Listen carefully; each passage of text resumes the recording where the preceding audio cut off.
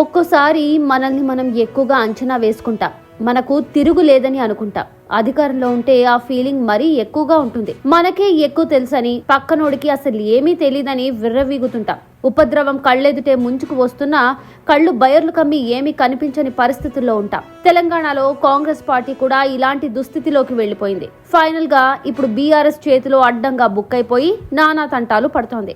సాధారణ లీడర్స్ ఎలా ఉన్నా కొందరి ఓవర్ యాక్షన్ కారణంగా సీఎం రేవంత్ రెడ్డి పరువు పోయిందని చెప్పుకోవాల్సి ఉంటుంది. తమ ప్రజా పరిపాలన ఘనతపై, తాము అమలు చేస్తున్న పథకాలపై ప్రజల స్పందన తెలుసుకోవడానికి కాంగ్రెస్ పోల్ నిర్వహించింది. ఇది ఇంతవరకే పరిమితమైతే బాగుండేది. కానీ కాంగ్రెస్ పార్టీ కేసీఆర్ ను గెలుక్కుంది. ఫామ్ హౌస్ పరిపాలన బాగుందా, ప్రజా పరిపాలన బాగుందా అని 2 ప్రశ్నలు సంధించింది. అందులో ఫామ్ హౌస్ పరిపాలన బాగుంది అనే దానికి 70% పైగా ఓట్లొచ్చాయి. ఇంకేముంది, గులాబీ సోషల్ మీడియా విభాగం రెచ్చిపోయింది. చూసారా తెలంగాణ ప్రజలు ఏం కోరుకుంటున్నారో?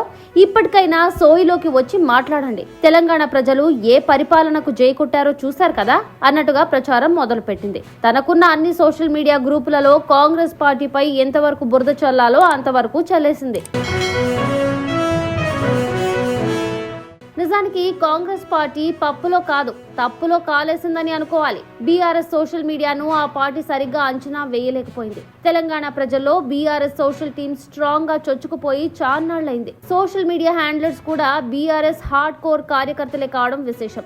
దాంతో వాళ్లు రెచ్చిపోయి కాంగ్రెస్ పార్టీని పూర్తిగా కార్నర్ చేశారు. గుక్క తిప్పుకోకుండా కొట్టేశారు. పైగా అన్ని జెన్యూన్ రెస్పాన్స్లు వచ్చే విధంగా చూసుకున్నారు. ఎక్కడా ఫేక్ అని రావడానికి వీల్లేకుండా గేమ్ ఆడేశారు. దాంతో కాంగ్రెస్ పరిస్థితి అడకత్తెరలో పడిన పోక చెక్కెలా తయారైంది. బీఆర్ఎస్ సోషల్ మీడియాను తక్కువగా అంచనా వేసి కాంగ్రెస్ పార్టీ లబోదిబోం అంటోంది. మరో పక్క అడ్డంగా ఇరుక్కుపోయిన కాంగ్రెస్ పార్టీ ఇప్పుడు పోస్ట్ మార్టం మొదలు పెట్టింది. సీఎం రేవంత్ రెడ్డి కోప్పడ్డారో లేదో తెలియదు కానీ కాంగ్రెస్ పెద్దలు మాత్రం పార్టీ సోషల్ మీడియా నిర్వహణ తీరును సమీక్షిస్తున్నారు.